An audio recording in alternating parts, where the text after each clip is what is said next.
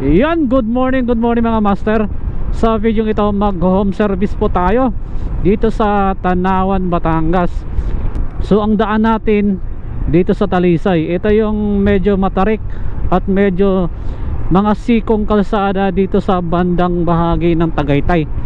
Sa ating troubleshooting mga master, aalamin natin kung ano ba ang naging dahilan kung bakit yung motor ni sir ay hindi na umaandar. Pangalawang dahilan kung bakit ito nasunog. Aalamin natin dito kung tama nga ba ang pagkakabit ng kanyang mga load sa kanyang motorsiklo. So tara, let's go.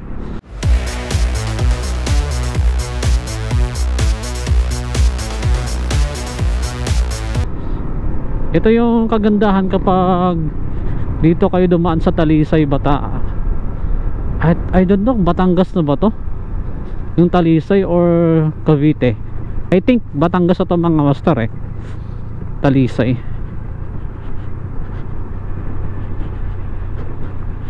Ito yung sikong kalsada dito. Ay hindi, mayroon pang isa. Yung meron pa yung hindi pala siko yun. Ito talaga yung pinakasiko dito. Mga sikong daan ay no. Kita nyo ba ito mga master? Kaya kung pupunta kayo dito, tandaan lang. Grabe ang tarik Kita nyo naman yung kalsada, di ba? Tapos dito yung Bulkan Taal. Sayang nga wala tayong drone. Makikita nyo sana kung gaano kaganda rito at kung gaano kaliko-liko yung kalsada dito sa lugar na to. Grabe, parang ayaw kumagat yung brake natin. No. Pero yung nakita natin na parang shape ng bulkan, hindi pala talaga yun yung Bulkan Taal. Hindi ko na pinipigay yung throttle ng ating motor mga master, pero tumatakbo tayo ng 48 km/h. Ganito katarik dito. Ang ganda naman. Welcome to Talisay. Wow. Ang ganda. Ang sarap. Ayun Actually, kung doon kayo galing tapos paakyat kayo, napakaganda yung view dito. Tara, diretso na tayo mga master. Ang palatandaan kung nasa baba na kayo nitong Talisay, yung Taal Lake. Ayun ang ganda ng view. Lona del Taal. Ba't siya minto? Nag-minor pala si sir. Ito yung siko. Grabe. Akala nyo hanggang doon lang yung siko mga master. Eto, nandito pa sa baba. Kita nyo naman yung siko dito na kalsada. Kaya naman sa bawat pupunta dito, make sure na walang problema yung mga brake nyo. Yung truck hirap na hirap.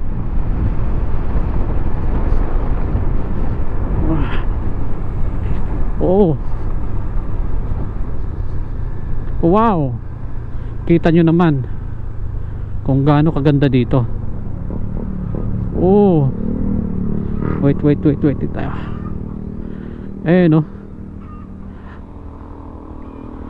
Kaya kung mapapansin nyo sa kanan na mayroong shape na bulkan, hindi pa talaga yun ang Bulkan Taal.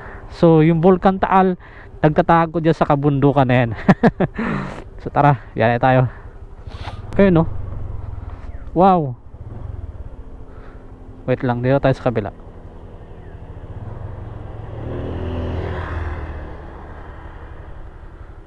Delikado.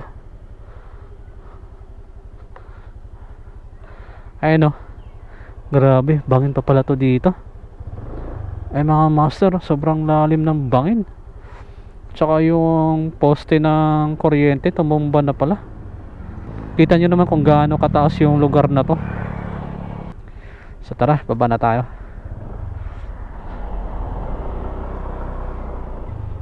Ah.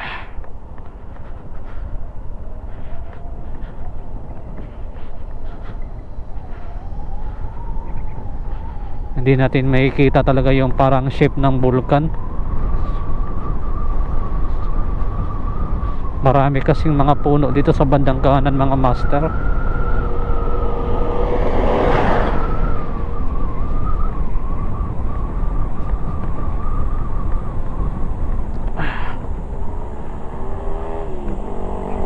Wow, grabe ah.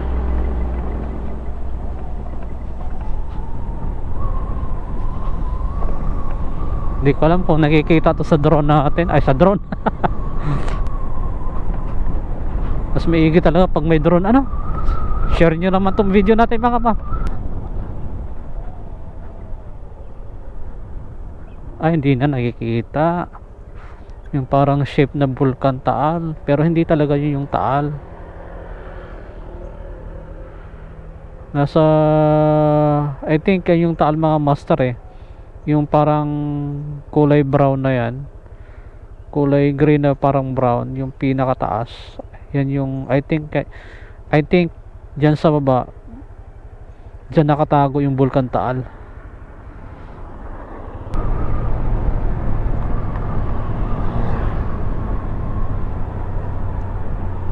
Ano to, huling siko na ba to? Huling kurbada papuntang baba ng bayan. Ito na nga, huling siko na rin yung mga lodi. Pinaka huling siko na yan, pinaka huling kurbada na.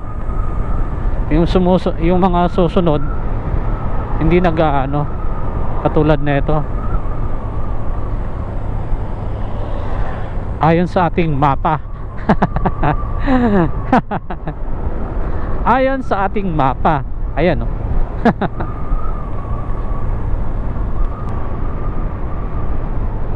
So dito na tayo kakaliwa. Dire-diretso na tayo ng Tanawan, Batangas.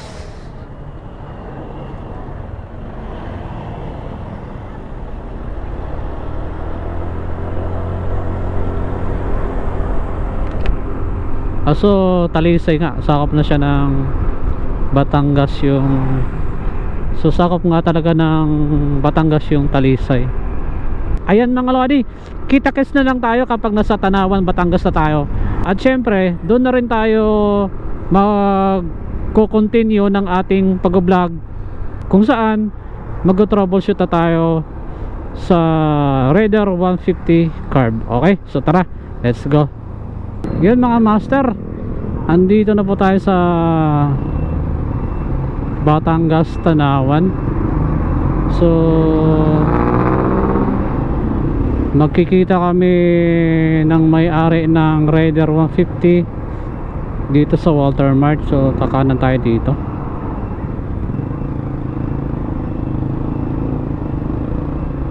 Saan yung Walter Mart? Malayo pa ba? Malapit lang, 3 minutes ando na tayo. Sa totoo lang mga master, ngayon lang ako nakapunta dito sa Tanawan, Batangas. Ito yung una kong pagkakataon na napasok ko tong bayan. Para siyang Divisoria mga master, no? Pero dito maluwang. So, saan na yung Walter Mart? Walter Mart. So pagdating ko doon mga master, PM ko siya agad na nakarating na tayo para maumpisa na natin yung paggawa sa kanyang motorsiklo. Saan ba? Malayo-layo pa.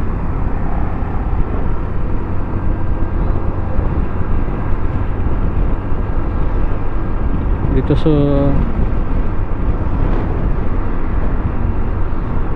ito na. Tatanong ko na yung Walter Mart. So parking tayo dito. Antayin ko siya dito mga master. Ayan. Doon tayo sa lilim. Lilim tayo, lilim. No parking. Saan kaya pwede? Init dito.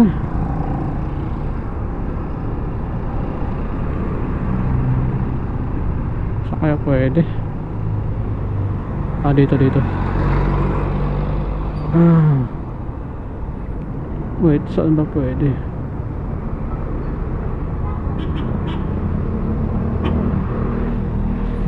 Uy, ikot na tayo. Ah, dito na lang. Dito. Dito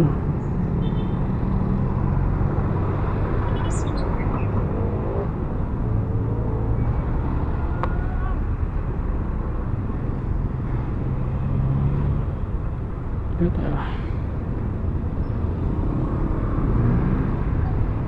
Oh, ito. Yan.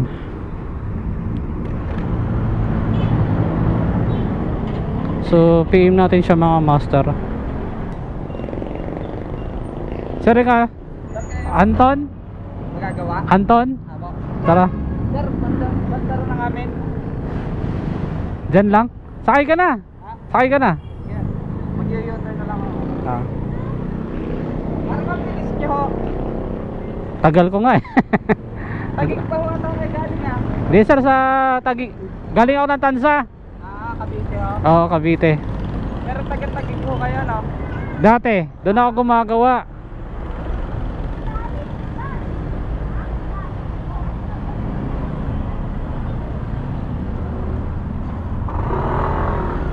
Ah.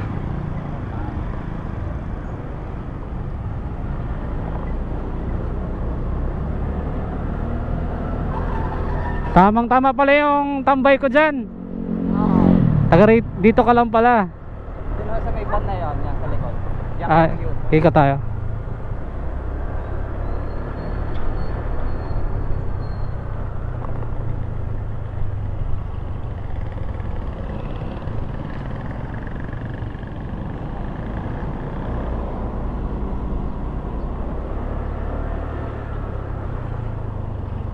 Bandar.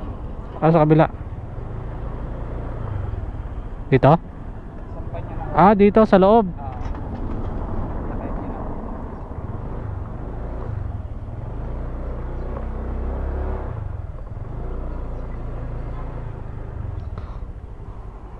Yes, yun nyo na lang pala.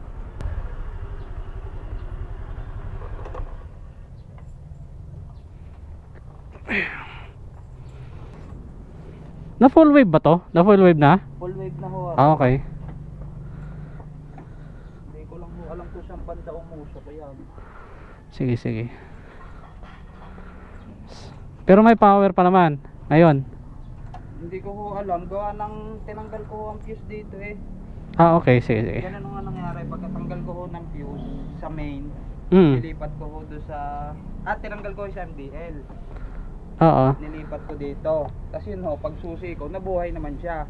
Mm. Kaso yun pala, naka-on tong mini driving. Saka umusok. Siguro yung nag-short, gawa nga naman tinanggal ko yung fuse. Okay. So naka-tie switch ka pala. Oh, Okay pa naman siya, gumagana pa naman lahat yan. working naman ho lahat yan. Nagkataon lang kung bigla namatay. Mm. Kasi sabi ko nga, baka siguro sa fuse. Yan. So, yan mga master. Andito na tayo sa Tanawan, Batangas kay Sir Anton. Yan, shout out sir. Ipopost ko to sa YouTube ha. Kaya nga ho, kaya nga ako. Oh, ayan.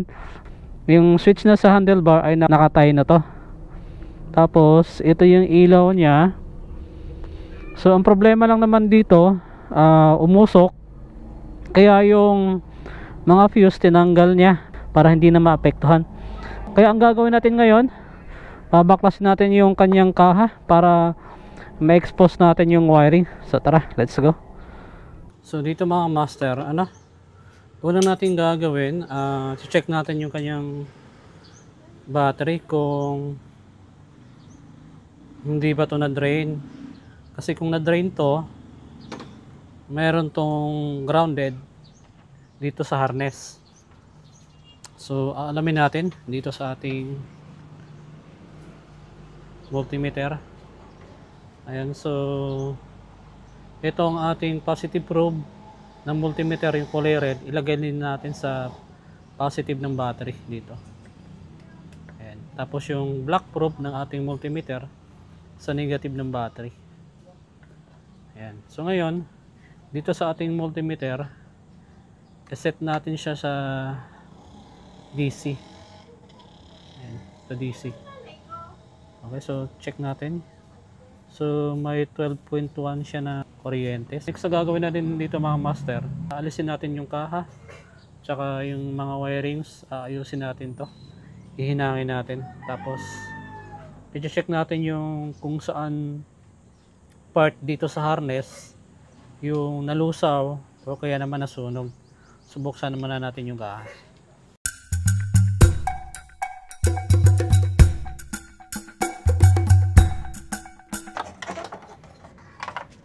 Yun. So hanapin lang natin mga master yung may nasunog o kaya nagmelt na wiring. Hindi mo napansin sir kung saan banda. Kung Sa ilalim lang. sa ilalim. Hanapin natin.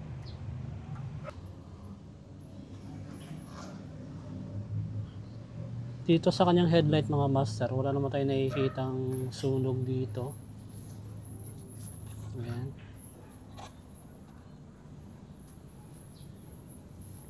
Okay. So wala dito yung problema. Hindi pa tayo sa iba.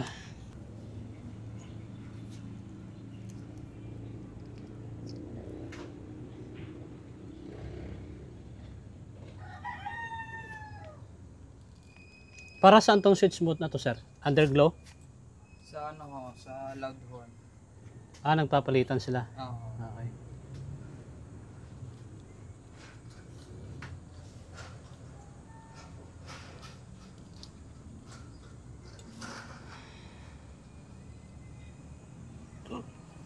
So dito sa relay wala naman. Saan natin ito?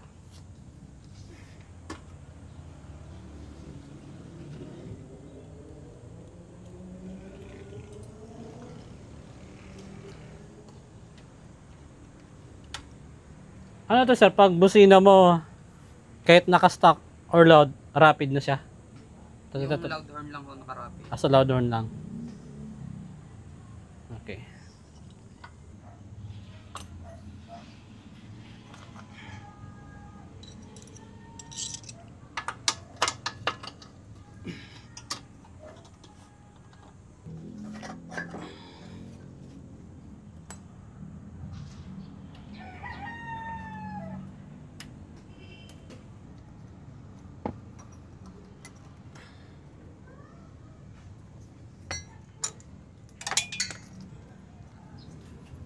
Okay na sir.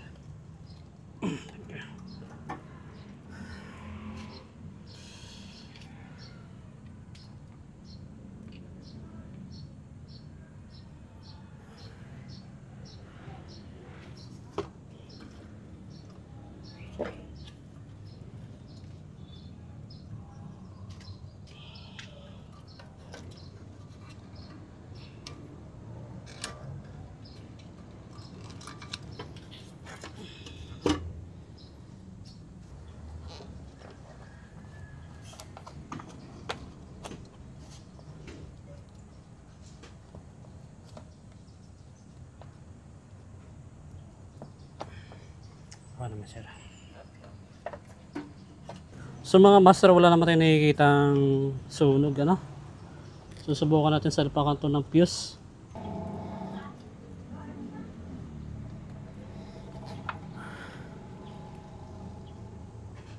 So sinalpak natin yung dalawang fuse mga master. Tapos ikakabit natin itong dalawang terminal ng battery. So kanina tinesting natin, may laman naman yung kanyang battery. Hindi naman drain. So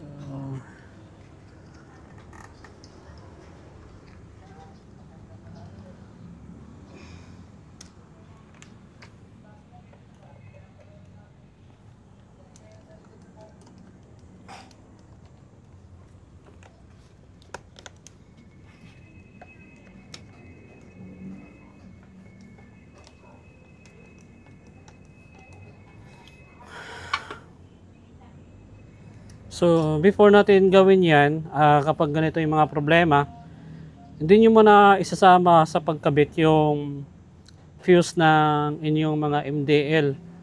at busina. Kung meron kayong mga accessories na mga kinabit sa motor nyo, kapag ganito yung problema, huwag nyo muna isama. Katulad ng underglow lights, mini driving light, auxiliary light, busina.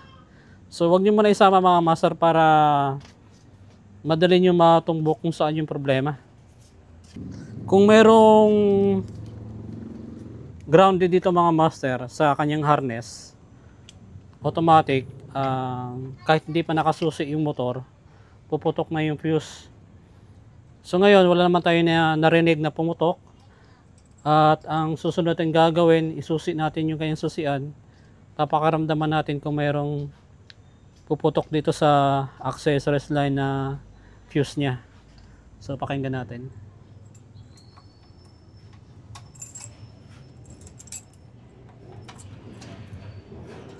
Actually nakasusi na pala ito.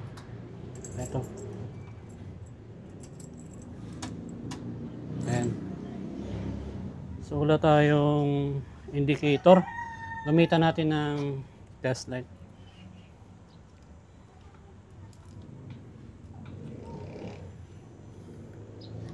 So dito mga master, alamin muna natin kung merong putol dito sa fuse. So dito meron, kabila meron. Okay, so kahit di nakasusi yung motor, meron na siyang supply.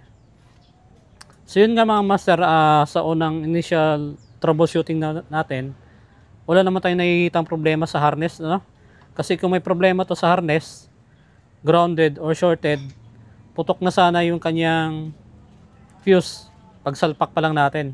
Pero dito kahit isusi natin or hindi natin isusi, buo naman yung fuse. So ngayon, isusunod natin ikakabit yung kanyang MDL at kanyang busina. Okay, so dito titingnan natin kung puputok ba yung fuse nya. Okay, so salpakan natin ng isa.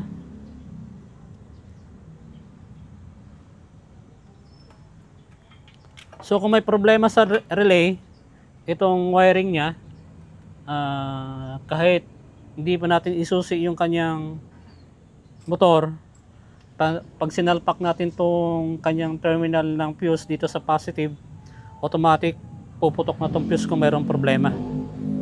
So i-try natin. So wala naman. Okay.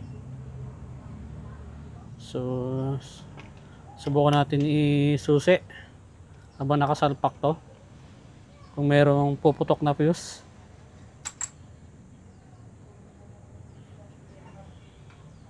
So wala naman. Check natin yung kanyang bawat paa ng fuse kung merong kuryente.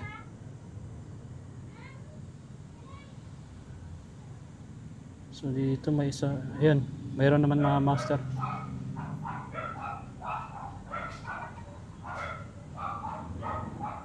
Ayun. So ang gagawin na lang natin dito, i-rewiring, ayusin natin yung kanyang wiring. Hihinangin na lang natin para mawala para magkaroon ng kampante si sir sa kanyang motor. Okay, tapos after nyan, papaandarin na lang natin.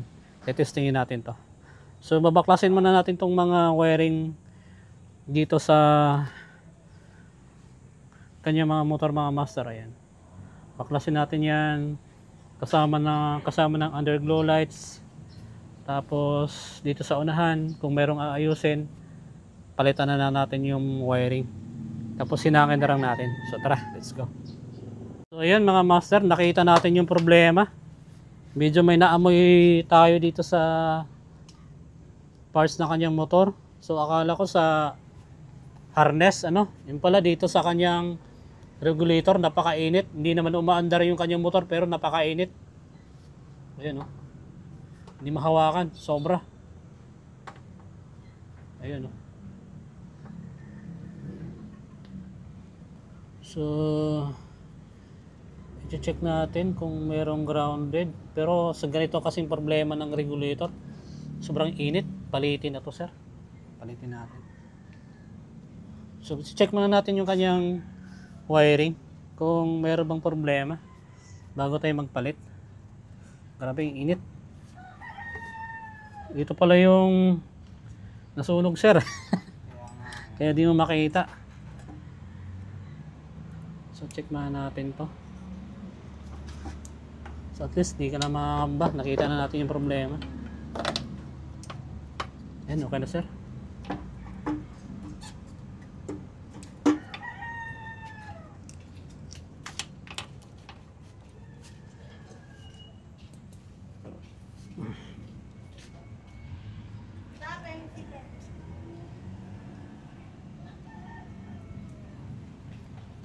Alisin natin itong negative kasi parang kumakain ng kuryente.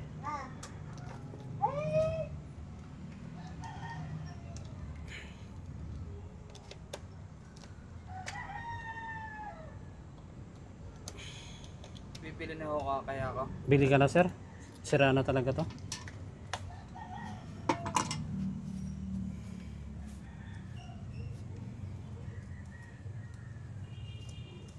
Ayun mga master, oh. So ang problema dito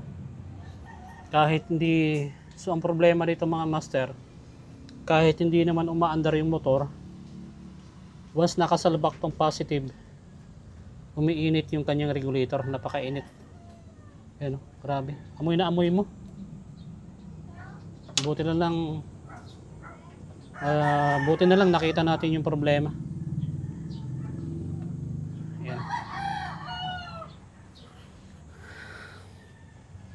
So, i-check natin muna yung wirings kung wala bang naging problema dito. I think regulator talaga may problema mga master, pero check pa rin natin.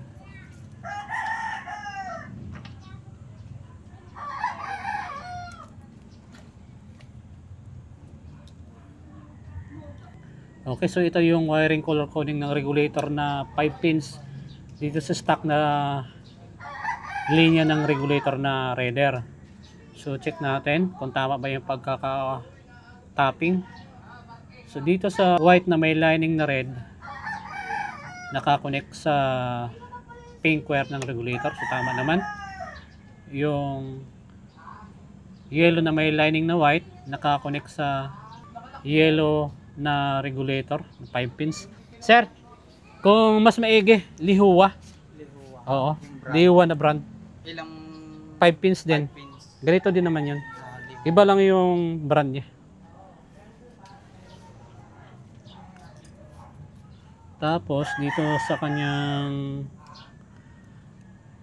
black na may lining na white, nakakonect sa green wire, so tama.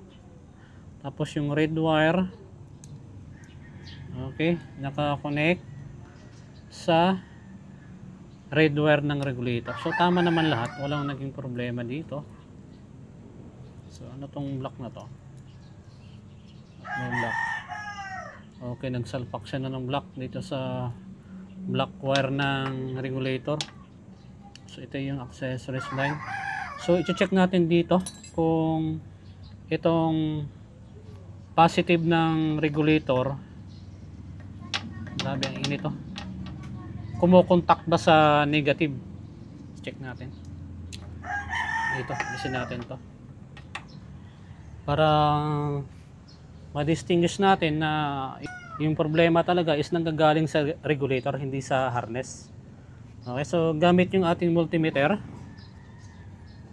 dito natin isa-set sa resistance.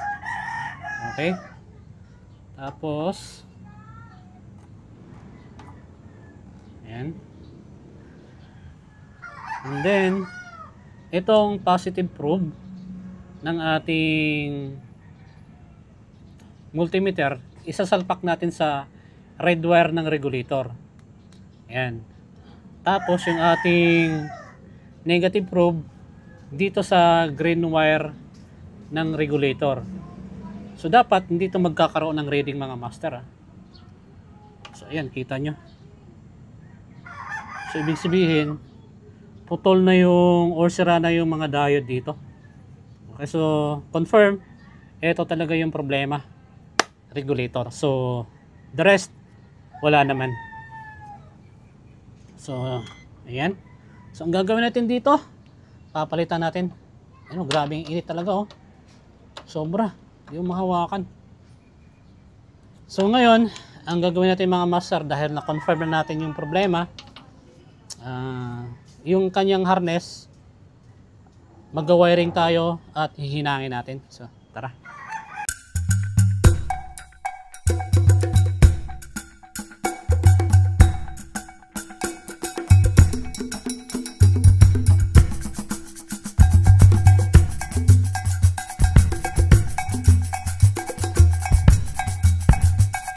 So ito na mga master yung ating rewiring dito sa Raider 150, no?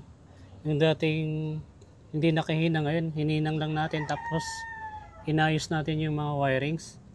Tapos yung relay niya dito natin nilagay, pinesto, kasama yung interrupter at relay ng busina, at kasama yung interrupter, yung relay ng busina at relay ng mini driving light.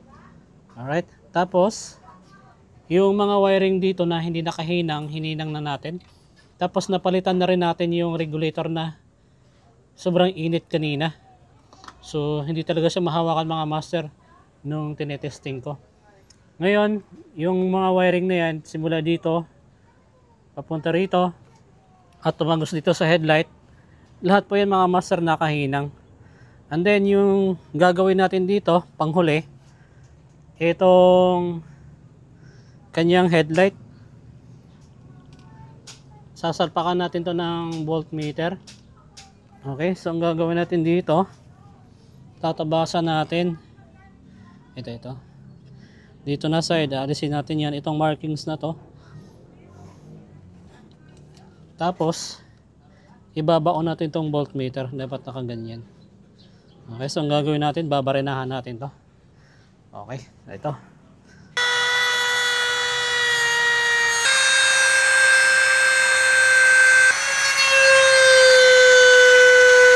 So ito na mga master yung ating voltmeter, ano, ayan. So ayusin na lang natin siya, lalagyan natin siya ng pampakapit para hindi siya malaglag. So yung mga paps, mga master, ito na yung Raider na inayos natin. So kanina na umiinit yung regulator nung pinaandar natin. Actually hindi natin siya pinaandar, inon ko lang yung susian, pero naamoy ko yung parang may nasusunog. Ang ginawa namin, sinek namin yung wiring kasama si Sir. Ayan, si Sir Anton, shoutout po. So, andito po tayo sa Tanawan, Batangas. Alright. So, dito tayo gumagawa ngayon. Nung chinek namin, so far, wala naman tayong naamoy pa. Pero nung habang inuun ko yung susian, hindi pa umaandar yung motor, may naamoy tayong sunog, akala ko nga sa harness. Tapos nung nakapaka yung regulator, doon pala nagkakaroon ng problema, nagkakaroon ng grounded sa loob. So ang ginawa natin, chinek natin yung harness kung may apektado, wala naman. Tapos chinek natin yung wiring ng accessories niya, katulad ng mini driving light, dual contact horn, tapos yung underglow lights, wala namang naging problema. So ang ginawa lang natin, tinanggal natin yung mga wiring at hininang, inorganize lang natin. Tapos nagkabit din tayo ng voltmeter dito mga master, para pag sakaling nagbiyahe si Sir, para naman magkaroon siya ng idea kung ilan na ba ang voltahe ang dumadaloy sa kanyang motor. So ngayon, eto na, tetestingan na natin mga master.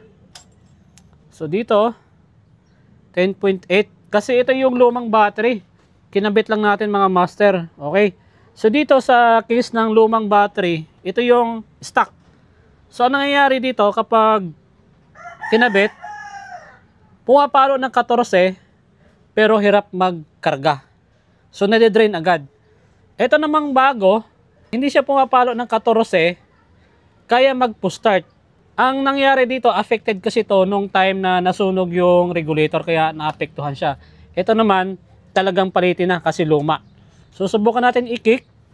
Ayan, nasa 10.6, kick natin mga master. Okay.